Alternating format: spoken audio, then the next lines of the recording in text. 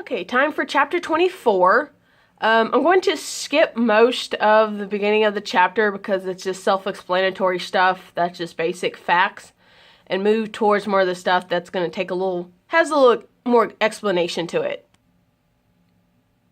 So this chapter deals a lot with the fluid levels in the body and how that's maintained, as well as how the levels of pH are maintained in the body, which is a little bit later on in the chapter. Early in the chapter, or at least in the PowerPoint, it talked about how the body maintains a normal fluid level. So now it's going to focus on when there's cases where there's fluid excess. So there's two types of fluid excess. There's one where there's a excess volume of water. So this volume of water is in the interstitial space between the tissue cells. And in this case, both sodium and water are retained. So that causes the extracellular fluid to remain isotonic. So if you remember from AP1, when we looked at the changes in the shape of a red blood cell, depending on whether or not the extracellular fluid was hypertonic, hypotonic, or isotonic. So isotonic was the one where there's no kind of osmotic fluid movement between the inside and the outside of the cell.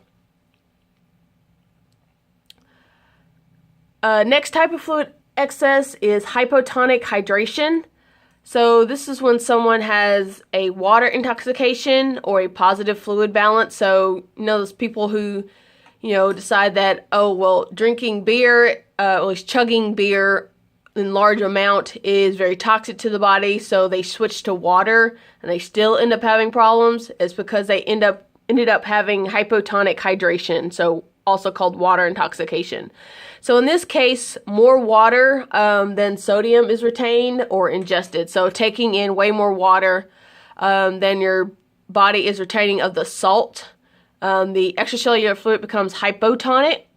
So the osmolarity of the cell is higher than the osmolarity of the extracellular fluid. And because of this difference, the water moves from the interstitial space, so outside of the cell, into the cells, which causes the cellular swelling. So the most severe effects of fluid excess is pulmonary and cerebral edema, so swelling in the lungs as well as in the brain, and can cause death if it's severe enough. Another issue with fluid imbalance is fluid sequestration. So this is where fluid is accumulated at a particular location. So your body water may be normal, so you don't have, like earlier I talked about your excess fluid, but the fluid being sequestered or fenced in a particular area causes your circulating blood volume to drop, so you're losing fluid from your blood, and it's being sequestered or only in a particular area of the body. So the most common form of this is swelling. So when you have an injury to a particular area, the accumulation of fluid in the interstitial space or outside the cells in those tissues, the fluid moves away from the blood, and so as for example when you're bringing in your white blood cells, you're bringing in those nutrients to help fix that damaged area. The tissue ends up swelling because you have all this excess fluid there, but not enough drainage to keep the tissue from retaining the excess fluid. Another type of fluid sequestration is hemorrhage. So this is when you lose too much blood. So in this case, you're hemorrhaging inside the body. So the blood pools in the tissue. So instead of here where it's just fluid from the blood that pools, in this case blood that, let's say you got some kind of injury, it's pools in the tissues, and so therefore no longer circulating throughout the body.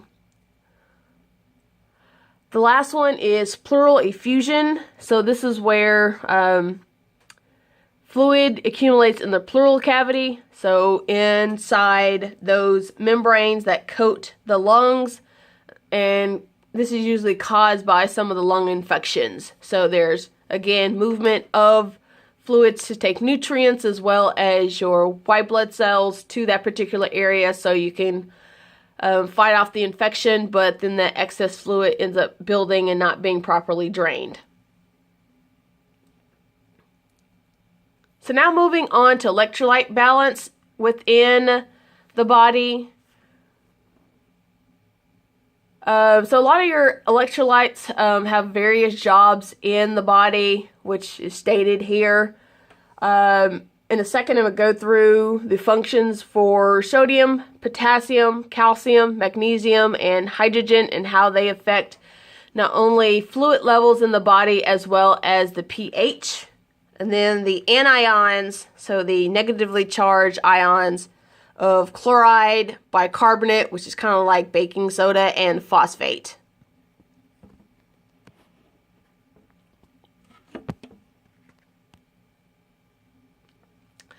So the function of sodium, one of the big one, is to maintain the resting membrane potential. So earlier we learned about the sodium-potassium pump setting up that gradient so that when there is an action potential that reaches and triggers the opening of those sodium voltage-gated ion channels, the sodium then is able to move down its concentration gradient and into the cell.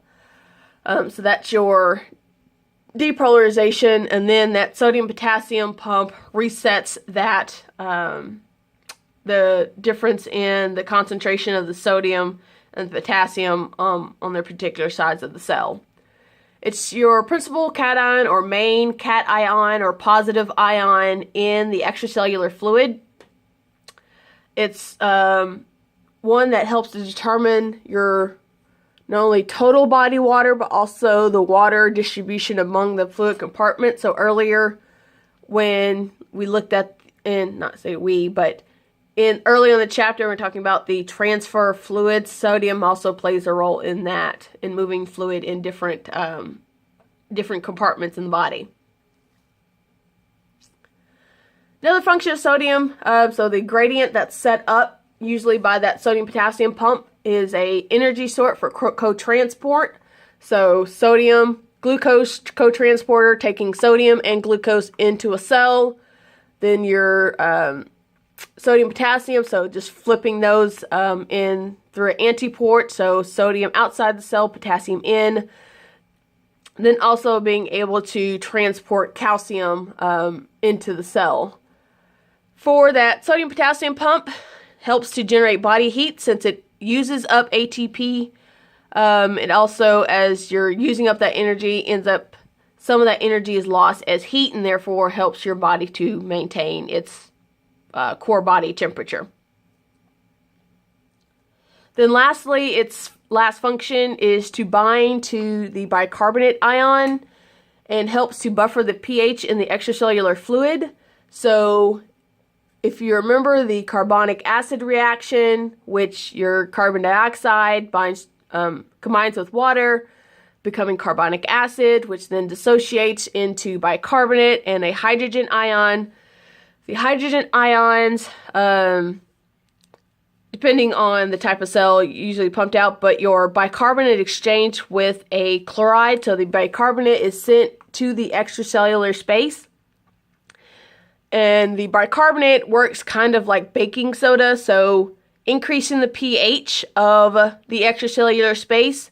So by binding to sodium, it helps to buffer and maintain a balanced pH in the extracellular fluid. So typically, adult needs about 0.5 grams of sodium per day. In our American diet, we like our salt, which is a whole lot higher than what we need, so our body has to excrete it out. If for some reason you aren't taking in enough sodium, you can adjust the levels through, for one, aldosterone, which is also known as the salt-retaining hormone. It helps to adjust your sodium excretion, so how much sodium is excreted out of the body as urine. So by retaining it, less sodium is lost and therefore helping you to maintain your sodium levels. Aldosterone is released in two different conditions. So the first one being hyponatremia, so low blood sodium, as well as hyperkalemia or high blood potassium. So when that aldosterone is secreted, so retaining your salt or your sodium being a part of your salt, so increasing your levels of sodium in the body and moving away from hyponatremia. With your potassium, those levels tend to be opposite in the body. So when you have too high of potassium in the body, you end up with lower levels of sodium. So helping to maintain the levels of sodium in the body when there's too much potassium there is how aldosterone helps in that situation. Another thing that will trigger the release of aldosterone is when you have hypotension. So this is a low blood pressure. So by the renin-angiotensin-aldosterone mechanism, by releasing aldosterone, helping to retain the salt, therefore helping the body to, through osmosis, retain water as well, which will increase your blood pressure by increasing the volume of blood that's inside the blood vessels. So more blood inside the vessels and therefore increasing the blood pressure.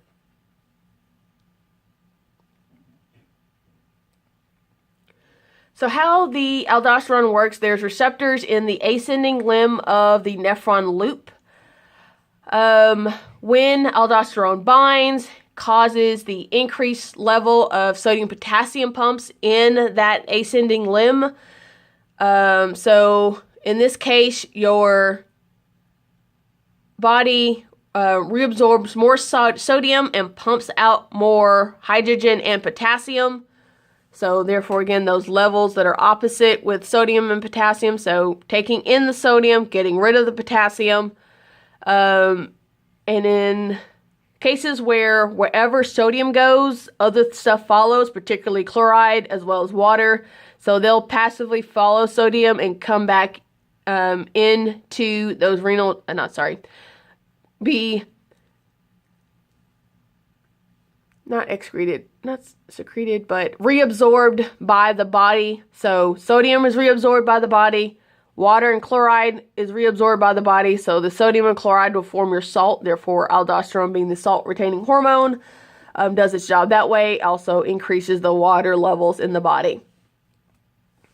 So urine contains less sodium chloride and more potassium. So excreting out the potassium out the body, as well as a lower pH because more hydrogen is excreted out, and that hydrogen helps to lower pH levels inside the body. So getting rid of that will lower the pH in the urine. So it makes the urine more acidic.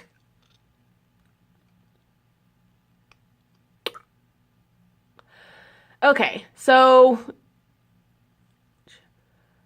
when you have elevated blood pressure, the renin-angiotensin-aldosterone mechanism is inhibited.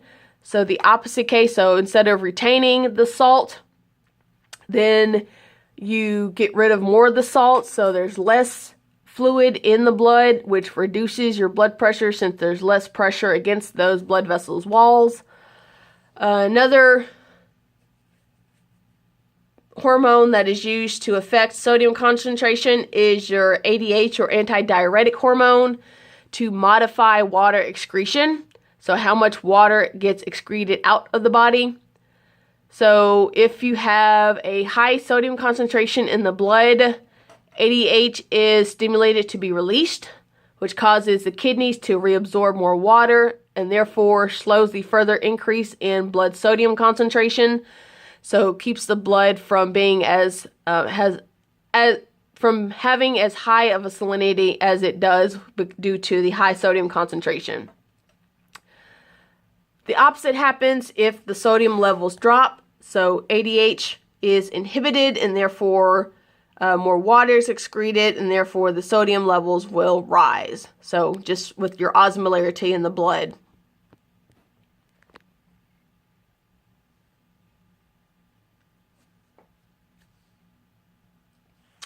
Natriuretic peptides also inhibit sodium reabsorption, so signaling the kidneys to eliminate more sodium out as part of urine as well as water, and therefore lowering your blood pressure. So less volume inside your blood vessels, therefore less blood pressure.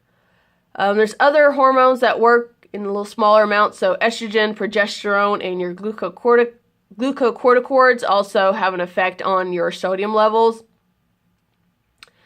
And last way of maintaining your sodium levels is through salt cravings.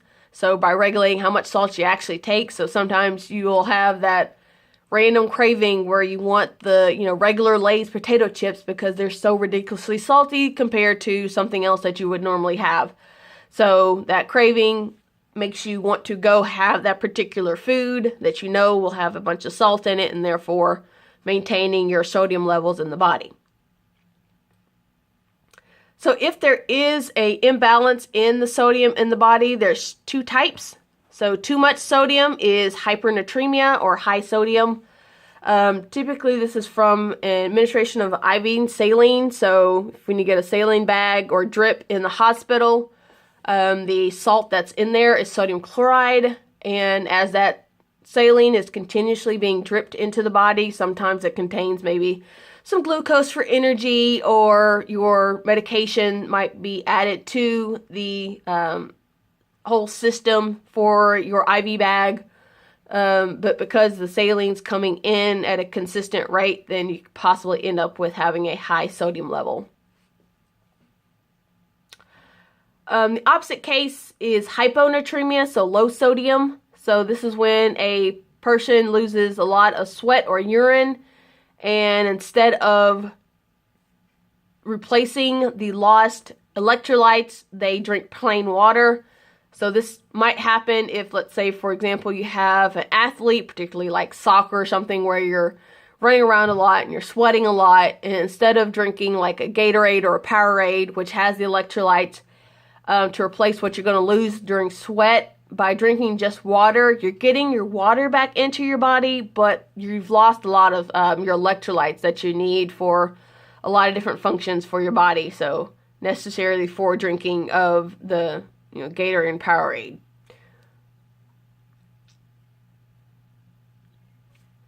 Okay, moving on to potassium. So job of potassium, again, your resting membrane potential being with your potassium levels being higher on the inside of the cells. It's the most abundant cation inside the cell, so in your intracellular fluid. It's also the biggest determinant of intracellular osmolarity, therefore how much water is brought into the cell through osmosis, and therefore maintaining your cell volume. Again, sodium-potassium pump, using up ATP. Some of that energy that is released from using up ATP is lost as heat, and therefore helping your body to maintain its proper internal temperature. It's also necessary for protein synthesis and other metabolic processes. So homeostasis of protein is closely linked to that of sodium. So we talked about this earlier a little bit. Most of your potassium in the body is reabsorbed by the proximal convoluted tube. So you have your blood filtered out in the glomerulus and your renal corpuscle. Then the next stop is the proximal convoluted tube, where you take back from the blood filtrate stuff that your body still wants to use. So most of it's just reabsorbed, and then the rest of it's excreted out as part of your urine. For the rest of the part of your nephron, so your distal convoluted tube as well as the cortical portion of the collecting duct, so right at the top before it starts dropping through the medulla, secretes different levels of potassium depending on your blood level. So some of the potassium that isn't reabsorbed in the proximal convoluted tube can possibly be reabsorbed in your distal convoluted tube as well as part of your collecting duct. Next way of adjusting the homeostasis of potassium is through aldosterone. So earlier it's the salt retaining hormone, talking about retaining your sodium levels. It also causes potassium to be excreted as part of your urine, so helping to lower your potassium levels and keep them if they've gotten a little high. So speaking of high potassium levels, so with your potassium, it's actually your most dangerous type of an electrolyte imbalance. So high potassium, also called hyperkalemia, is where there's too much potassium in the body, and its effect depends on if the concentration of potassium rises very quickly or very slowly. So if the concentration rises very quickly, so for example in a crush injury, it makes the nerves and muscle cells abnormally excitable, so they're more likely to fire an action potential, which could produce cardiac arrest since your cells are not firing in the correct pattern to maintain a good flow of blood through the heart, causing your heart to be out of rhythm and not pump the blood like it should. If it's a lot slower, it activates your voltage regulated sodium channels, so they're not going to open like they should when they're stimulated, so you're less likely to fire an action potential. The opposite case is hypokalemia, so low potassium levels, sometimes from dietary deficiency, usually from sweating, so as those electrolytes are lost, end up losing those. So if they're not replaced through some kind of sports drink, then you can end up with a low level of potassium. Other ones are just getting rid of body fluids and the potassium just having to go with it. So with vomiting, diarrhea, laxative use, so almost in a sense causing diarrhea.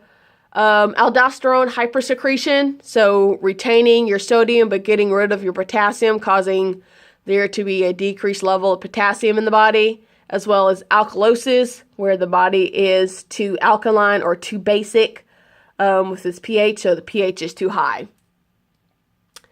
In this condition, your nerve and muscle cells are less excitable, so less able to fire an action potential, causing a bunch of problems such as muscle weakness, loss of muscle tone, decreased reflexes, so not firing as fast as they should, as well as arrhythmia, so your heart not pumping the way it should due to the irregular electrical activity. So the cells aren't firing those action potentials and sending that signal through the heart, and so therefore it's not pumping like it should. Moving on to chloride, so one of our anions. So the function of chloride, very abundant in the extracellular fluid. So if you remember our carbon dioxide being brought into the cell and then through the chloride bicarbonate exchange, so our chloride shift, chloride's pumped out into the extracellular space. So contributes to your extracellular osmolarity, so the ability of the extracellular space to draw water from other sources. Necessary for making stomach acid, so your chloride portion here. Chloride shift with your CO2 loading and unloading, so through your circulatory system, involved with your respiratory system, as well as helping to regulate your body pH. So keeping the balance of your chloride partially is an effect of sodium homeostasis due to the electrical attraction between the positive sodium ion and the negative chloride ion. It will also follow or be attracted to your potassium ion, so again the positive charge, as well as calcium ions, again due to that positive charge. But mostly, wherever sodium goes, chloride passively follows. So for example, if you have an increase in that aldosterone hormone being secreted, that sodium being retained, the chloride will stay also with the body.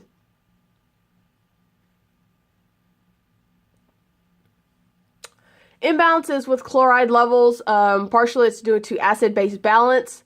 So if your chloride levels are off, then your acid-base levels or your pH of the body's off, and vice versa. So if there's an issue with your pH in the body, then you're going to have an issue with your chloride levels in the body.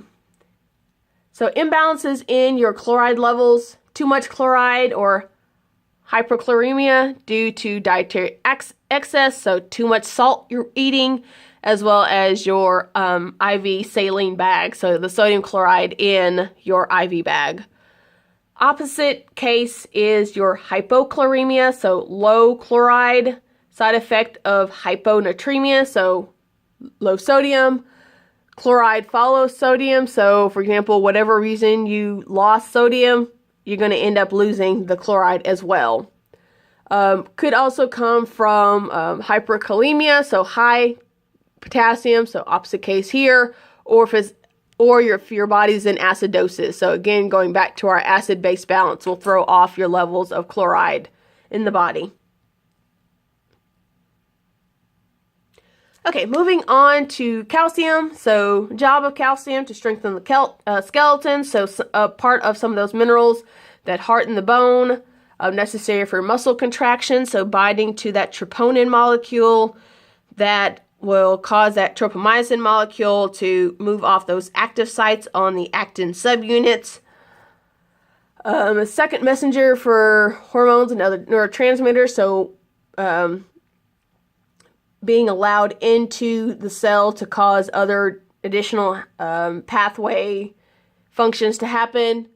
It activates exocytosis of neurotransmitters, so in those terminal boutons or axon terminals, where those synaptic vessels are filled with your neurotransmitter, the action potential causes your calcium voltage-gated ion channels to open, and when the calcium comes into the cell, it causes those synaptic vessels to attach to the cell membrane, and it's also necessary for blood clotting.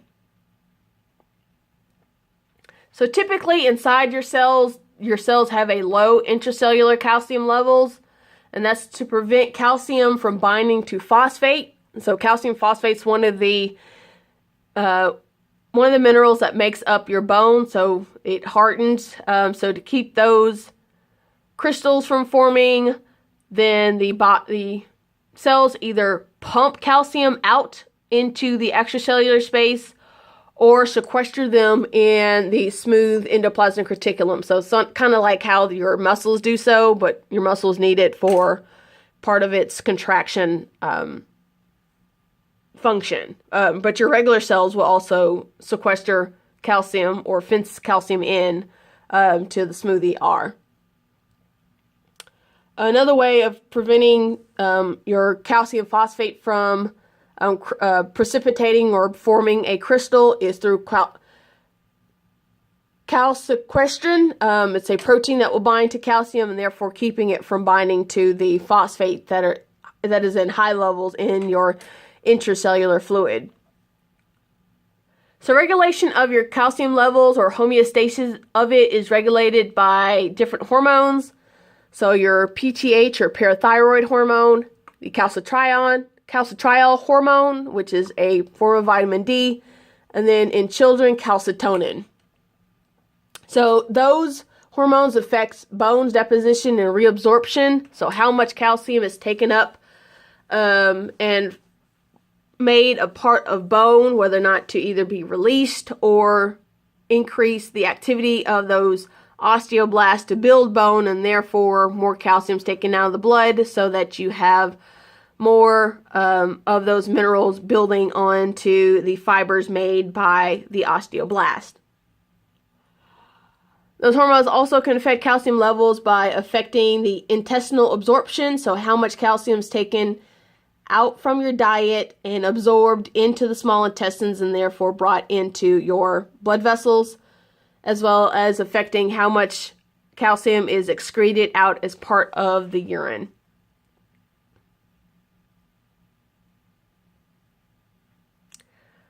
So imbalances with calcium, you have hypercalcemia, so this is high levels of calcium caused by alkalosis, as well as hyperparathyroidism, parathyroidism and hypothyroidism. In this case, it reduces your sodium permeability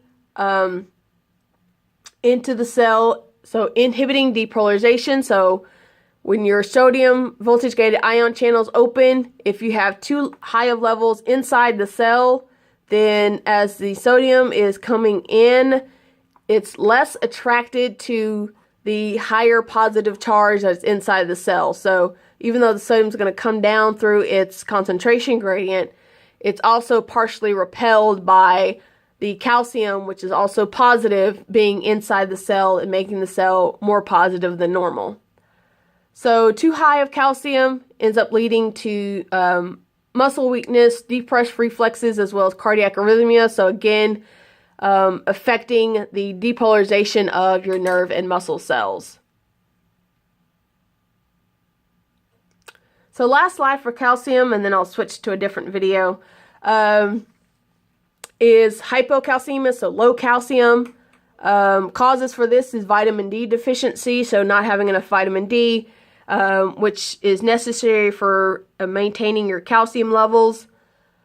Diarrhea, so fluid moving out of the body, which taking calcium with it. Pregnancy also, so as you're building a new person, that new person needs its own set of bones, and so it'll steal calcium from the mother's body. And lastly, also with lactation, so again, taking calcium away from the body and it being a part of the mother's milk. So in this case, low calcium level increases the sodium permeability, so less calcium being inside the cells, so it's the sodium coming in is less repelled by that positive charge. So your cells become abnormally excitable, so more likely to fire an action potential. So therefore, bringing that membrane potential closer to the threshold, so more likely to form an action potential. Okay, so I'm going to come back with a part 2 video just to make sure I get everything in and not have too big of a file.